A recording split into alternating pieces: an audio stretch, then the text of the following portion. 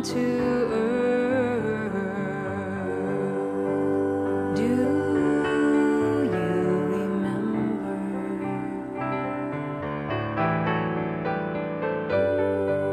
Why have we taken birth? Do you remember?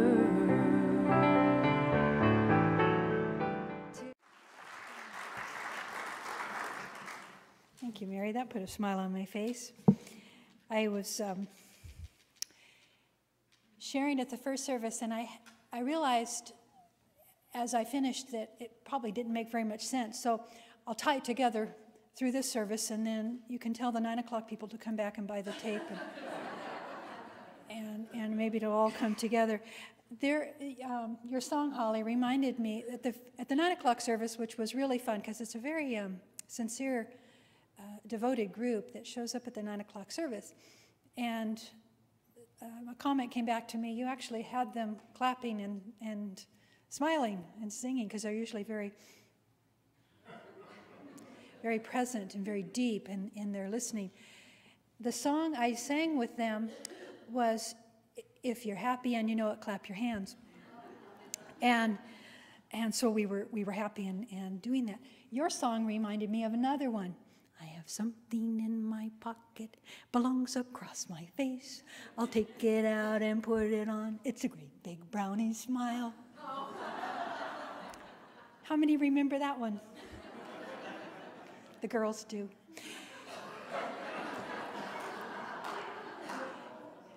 That was some of the deep thoughts I've had this week as I was preparing this talk to share with you about the quest for happiness. And it's so interesting to contemplate these ideas. The ideas for these talks came from a series of writings of Ernest Holmes. And when I read through this particular one, The Quest for Happiness, I thought, well, I'm really going to get some juice here. But it was all about parenting, and which was good stuff. But I thought, it's not kind of what I wanted to share with you today. So there, lo and behold, I was on my own. And I couldn't paraphrase Ernest Holmes for 20 minutes. So I'm here as I looked through different books, different ideas about happiness, because we know what it feels like. We know when we're there. And there's something about the happiness that is a quality of one of the attributes of God. One of the attributes is joy, and there's a deep presence of happiness that dwells within us at all times. Let me share with you this cute little story. Now, you might not think it's very cute because until I get to the end. But this is the Pray for a Contented Mind. I like to read Anthony de Mello's work because he takes these stories that are very classic. And this one was, the Lord Vishnu said to his devotee, "I am weary of your constant petitions. I have decided to grant you any 3 things you ask for. After that, I shall give you nothing more." Now, I relate this story to you because a lot of happiness, what we think is true happiness, comes from the desires that we have in life, right? Our acquisitions, our work in life, trying to get something, which is an idea that is seldom fully fed in a way, because as soon as we're fed, we're on to the next desire. So Lord Vishnu was talking to his devotee and was telling him, "I shall give you nothing more after I grant you these 3 wishes." The devotee delightedly made his first petition at once. Okay, go with me, this is kind of a mean one, but he asked that his wife should die so that he could, I couldn't know how to paraphrase this. Anyway, he asked that his wife should die so that he could marry a better woman. His petition was immediately granted. But when friends and relatives gathered for the funeral and began to recall all the good qualities of his wife, the devotee realized he had been hasty. He now realized that he had been blind to all her virtues. Was he likely to find another woman as good as her? So he asked the Lord to bring her back to life. Number 2. That left him with just one petition left. He was determined not to make a mistake this time, for he would have no chance to correct it. He consulted widely. Some of his friends advised him to ask for immortality. But of what good was immortality, said others, if he did not have good health? And of what use was health if he had no money? And of what use was money if he had no friends? Years passed, and he could not make up his mind what to ask for: life, health, wealth, power, or love. Finally, he said to the Lord, "Please advise me on what to ask for." The Lord laughed when he saw the man's predicament and said, "Ask to be content no matter what you get." Isn't that a great story? Ask to be content no matter what you get. And I leaped into that with such reverie in the moments of my life where, we do treatment, we do prayer, we do our spiritual practice, we do our work. And we're never quite satisfied, probably sometimes, I speak for myself, that I'm taking the right steps. But this idea, or that I'm doing enough, or that I'm good enough, that I've prepared enough, that I've thought about this enough, that I've worked hard enough, that I've done enough chores. And then this idea of contentment in the yogic world is santosha. And santosha is that deep, abiding contentment and joy. And that truly is an aspect of the one that we truly know that lives within us as us, that deep, abiding santosha, that deep contentment. So I went from there and thought to myself as I was exploring the different writings. And one of the writings came up with a piano tuner. When asked how he was doing, he said, "I am fine. I decided to give up complaining." And I thought, what a concept. And so I told Charlie, I said, "Today is the day that marks I will never complain again." And then about maybe 5 minutes later, I found myself complaining about something. I thought, whoa, it happened so fast. I really have it. And so we played a little game with it, not seriously enough, but life would be very happy if we quit complaining, And I thought there is such profound truth there. And so it's one of my spiritual practices that I will continue to work with, to work on. And I invite you into that too. So if you have any complaints, see Mary.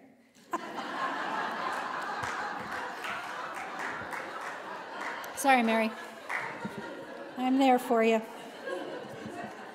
Yeah. So there's another little story I'm going to share with you in a moment. But the idea that about happiness, I was reading different quotes, and Bernie Siegel says, "Every day is the best day. Every day is the best day." And think about that with the ideas of complaining behind us. This is my life, and I'm not going to have this moment again. And I thought, my gosh, Bernie has the same thought I have when I fall to sleep at night, that I will never have this day again. And the idea, your song again pointed to the idea that we need to be the one smiling. We need to find that smile within ourselves. So often we're looking for it out there in our world. Sometimes I feel like I disappoint you because I didn't make you happy. I didn't make you smile or laugh when I'm up here because I don't think I'm funny. Funny stuff happens through, I don't know why, but my awkwardness probably, but I feel sometimes I'm not here to entertain, because when I get really into the meat of spiritual life, I just take it so to heart. And so I bring that to you, and I listen to you as you share your depth with me. And that's what I love about our community, because it is such a community of depth. And I know that we are truly recognizing what it is to be happy. But if you don't like your life, if you're not liking your life, guess what? The teaching tells you to just change your attitude. change your attitude towards your life. Act as if you were the person you wanted to be. So I'm acting. I'm acting like I'm a powerful minister up here. But Charlie knows. He knows what my Saturdays are like. He knows. He knows the truth about me, and he loves me and supports me and walks me here and does treatment all the way. But I'm acting like I have the power of the Word and that I know. And then there's another great quote here, Father Alfred de Souza. He said, "For a long time it had seemed to me that life was about to begin, real life." And I think about that. I think about real life is about to begin when I'm done with this talk. Real life is going to begin when I'm done with putting up my Christmas tree. No, wait. Real life is going to begin after I make my project. No, wait. Real life, and so I keep putting off when real life is going to start for me. So this is Father de Souza's. It was a real life, but there was always some obstacle in the way, something to be got through first, some unfinished business, time still to be served, a debt to be paid. Then life would begin. And at last it dawned on me that these obstacles were my life. I chuckled on that. Two of you are chuckling as well. But the idea that, we created it. It is our life. And we need to lighten up and know that we are happy underneath it all. We don't need to be looking for it outside of ourselves. The other little story that I wanted to share with you, and I've heard this before because these Nasrudin stories are quite clever. And this one in particular is right here somewhere. The Search for Happiness, another Zen story. The Zen master and his followers were returning to their village one day, walking in the forest, when they came across an old woman in the road, crawling on her hands and knees. "What are you doing?" they asked. "We're looking for a needle that I dropped," she replied. "Well, there are many of us here. Maybe we can help you find it before the light fades," one of them offered. "Can you tell me exactly where you lost it, and we can start looking there?" "Oh, I was hoping you wouldn't ask that," replied the old woman, "because, to be honest, I lost it inside my house." "Well, then why on earth are you searching out here in the road?" a follower asked in amazement. "Well, it's too dark to see inside my house, so I will never find it there. At least outside I can see well enough to look for it." Now, I heard that as a Nasrudin story as well, but I had never read this follow-up on the story, and I took my own take on that story for years, but this is another follow-up on that. The followers were stunned, as all you were, that they had always thought the old woman a little strange, and this just proved it beyond a doubt. They chuckled to themselves at the stupidity of what they had heard as they carried on walking towards their village. But before long, their master stopped them. "You laugh at her, but don't you see that exactly what you're doing?" he said. "You spend your lives seeking happiness on the outside, in possessions, in activities, in others. Sometimes you may think you have found it, only to see it quickly flow away, like water through your fingers. But in your craziness, you just carry on searching outside. That is not where you lost it. You will never find it there. You too must look inside for happiness, because that is where you lost it. Your happiness is inside you. It is not lost either, only waiting within to be discovered. Claim it now. Choose to be happy. It's always a choice." Did you know the ending of that story? Did you already get there before I read it? And I appreciated that, because many times we are spending our mind and our time and our hours trying to satisfy that deep hunger. And I shared in the earlier talk that Gangaji, who wrote Diamond in the Pocket, she described it that there's just always a little bit of tightness in our belly, a little bit of anxiety about we're going to lose it. We're going to lose our happiness. And We know that there are moments in our life where we're touched with sadness and grief. The human condition brings those moments. But they're moments to allow us to have a deeper revelation, to dive deeper into our spiritual tool bag, and to offer prayer, to offer words of our heart, to know a truth. You see, in the reading that Charlie had spoken of Ernest Holmes, that trained thought is so much more powerful than that random thought that just takes you away into a sorrowful place, that you feel like you can't see the light. And if you can't see the light, the rest of us in this community are here to shine our light for you, with you. And you likewise for me. I wasn't feeling well a few weeks ago, and I felt really sorry for myself.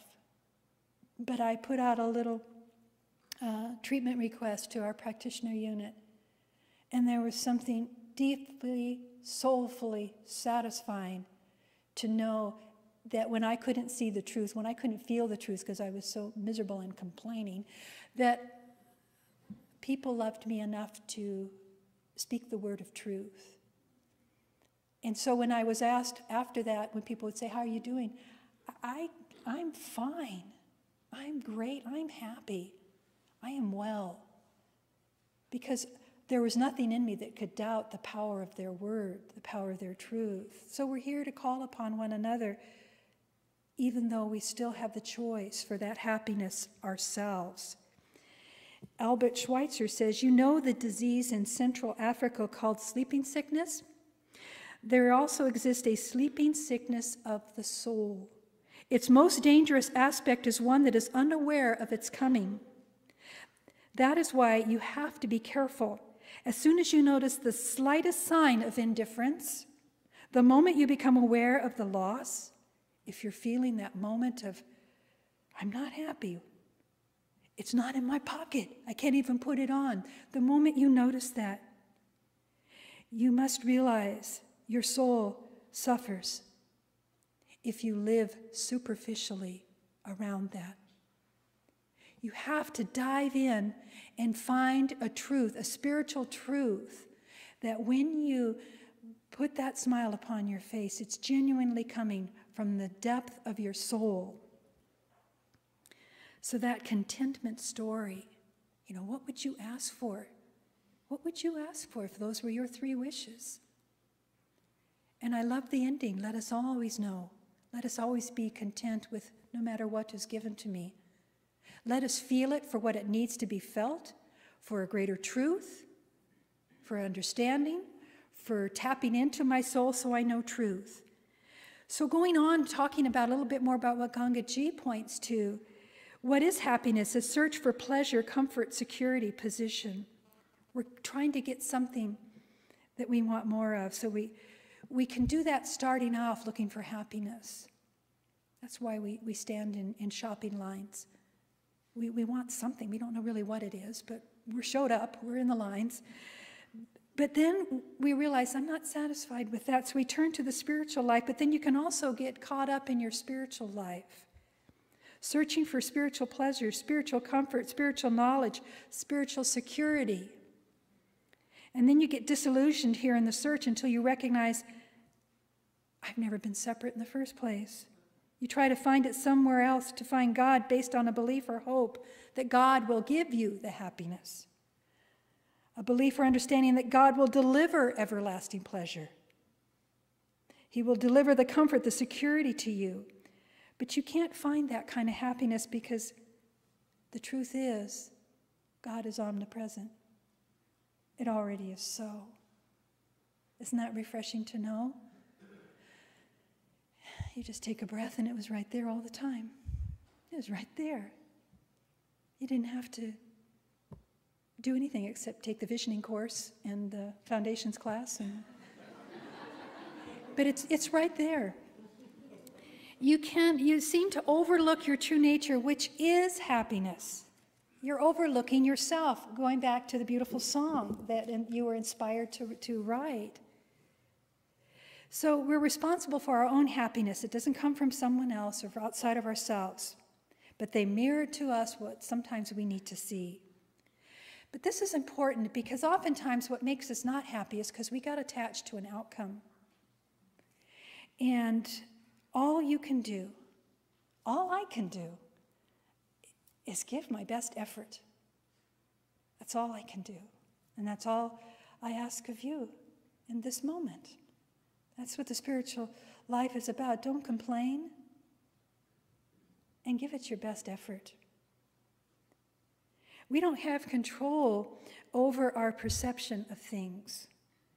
You know, we can focus our efforts in that arena, but we don't have any control because, you know, you can do the best of the best. You can do the best job interview and not get the job. But you know what you can walk away with is a joy in your heart, knowing that I did the best I could. I presented the soul of myself in that experience, and I feel good about that. And that's all there is, giving your best effort. We can't, sometimes we have to recognize that it's not in our hands how other people are going to perceive or take what we have to offer. Think about grades by a teacher, the job interview I already talked about. Decisions are made by others, but they should not influence your happiness because it's omnipresent. God is greater than their perceptions. That's the beauty. God is greater than that. And that's your touchstone. That's what you pull out of your pocket and put upon your face. It's the smile, the God smile, because you gave your best effort. So you give joyful effort and feel good about yourself. I can do this. We sometimes overlook the idea of affirmation, but it's very powerful. I can do this. I can enjoy it. I can give my full effort, and that is all I can do. And if you know you've done that, you can rest well. Because if the complaints come, thank you for sharing. I did the best I could do. I wish I knew this in 4th grade because I went to sing America's the Beautiful for tryouts in the chorus. And Mr. L'Esperance, I still have attitude. I have forgiveness issues here. Because I can remember I had such a distaste for him after he told me, get real. And I thought, get real? That was my voice, you know? And I mean, I thought I was like Bette Midler. I thought I was just giving it my all, and I was. But he was mean. And he told me to try again, and I couldn't. When he said that, my voice went, ying.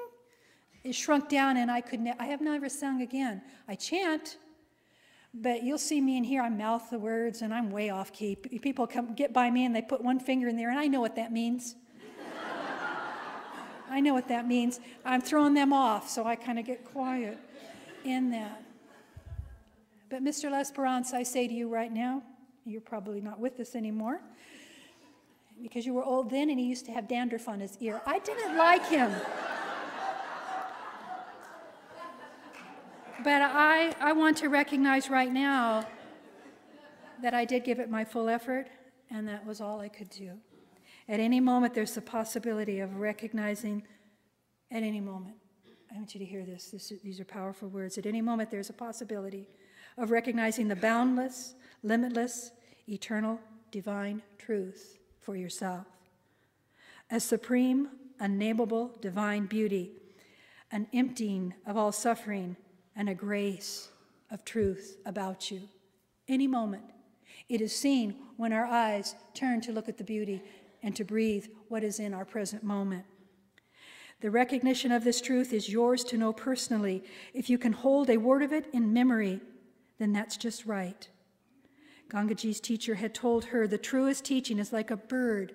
I love this, a bird flying across the sky. Think about the truths that you have witnessed in your experience that have lodged in the soul of your being that bring you back to knowing that truth. So you see it as the truest teaching, a bird flying across the sky, leaving no tracks that can be followed, yet its presence cannot be denied. That's a spiritual truth. I feel that. I know that. I get that. And we can run and journal that down, but it's a truth that penetrates the soul of your being. So the idea behind all of this is to keep, this is from Edith Anderson, keep the telephone of your mind open to peace, harmony, health, love, and abundance. Doing the best that you can, and then whenever doubt or anxiety or fear try to call me, they get a busy signal, and soon they forget my number. Do so with happiness, so that keeps your lines of your mind open to happiness. Isn't that an opportunity? So I want to close with just I've been sharing a lot with you from John O'Donohue, but I can't recommend his work enough. The quality of his poetry is so exquisite. And he wrote this one book called Blessing the Space Between Us. And he ends the book with these final words: the state of one's heart inevitably shapes one's life. It is ultimately the place where everything is decided. So think about the happiness that dwells within you as the omnipresence of that truth. A courageous heart will go forth and engage with light despite confusion and fear. I know for you that each one of you have courageous hearts. A fearful heart will be hesitant and will tend to hold back. Not your truth. Not your truth. You wouldn't be here. You have a very courageous heart. A heavy heart will make for a gloomy, unlived life. Not your truth. A compassionate heart never need carry the burden of judgment. A forgiving heart knows the art of liberation. A loving heart awakens the spirit of possibility and engagement with others. The power of the heart's attitude is expressed fully in the New Testament. When your treasure is can you tell I don't know the Bible very well?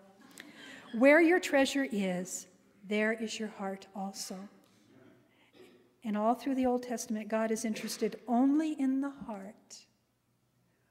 In our center, we're interested in your soul and in your heart. Not sacrifices, not rituals, not rules, only your heart.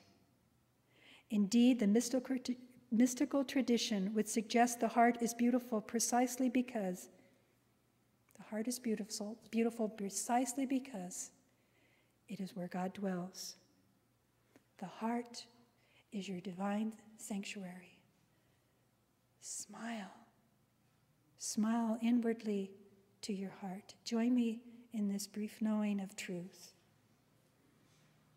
As we capture the essence and the wisdom of so many saints and sages passed down through us through the millennium, to this moment, to right here and now, where all we have is the beauty of what is, and we are happy. So thank you, God, for this moment. When we're happy and we know it, clap your hands. When you're happy and you know it, clap your hands. When you're happy and you know it, then your face will surely show it. When you're happy and you know it, clap your hands.